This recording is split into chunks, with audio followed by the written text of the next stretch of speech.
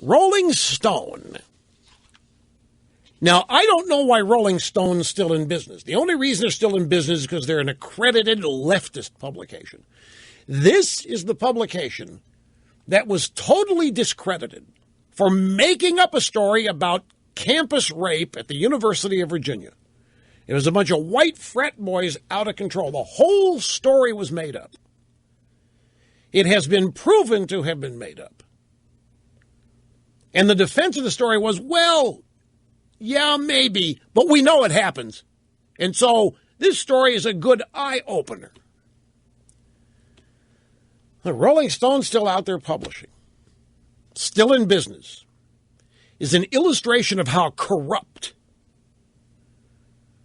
the entire left-wing mainstream media has become and is.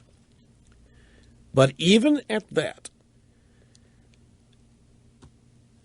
this is a long piece, but it is interesting and relevant because it treats Hillary Clinton honestly as a leftist publication. The headline of this piece is, "There is no real Hillary Clinton." And the subhead is, "People are not meant to be relaunched as often as phones, but here we are."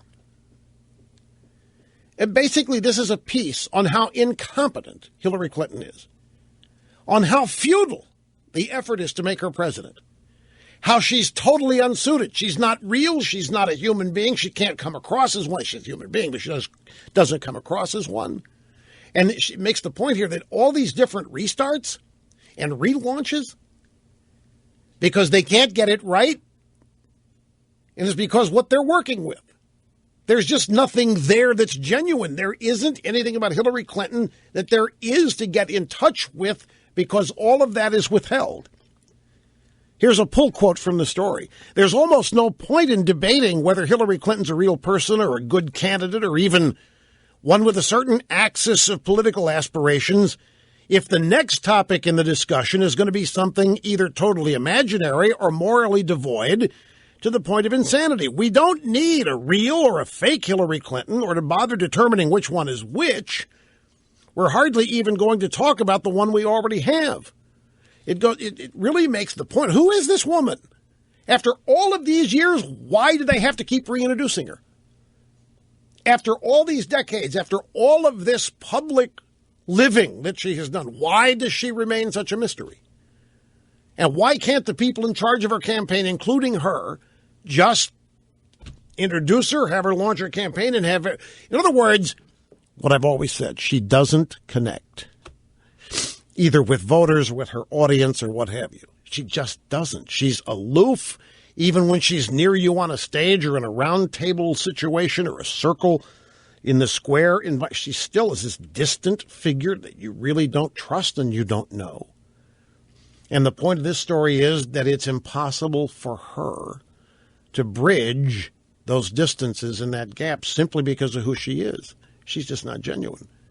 Everything about her is fabricated, calculated, fake, or whatever, from situation to situation, day to day, story to story, dealing with the next scandal after the next scandal after the next scandal. It really is a fascinating piece. The fact that it's in Rolling Stone. I mean, it's nothing you don't know. It's just the fact that it appears in an accredited leftist publication. I'll tell you, it illustrates that there is quite a bit of unease, more than they would have let on, about the Hillary candidacy. And now you've got Biden, and he's, he's toying with the idea of getting in and really, really relying on the words of his dying son as the emotional Kickstarter for the campaign. You've got Bernie Sanders out there, and he's doing what he's doing.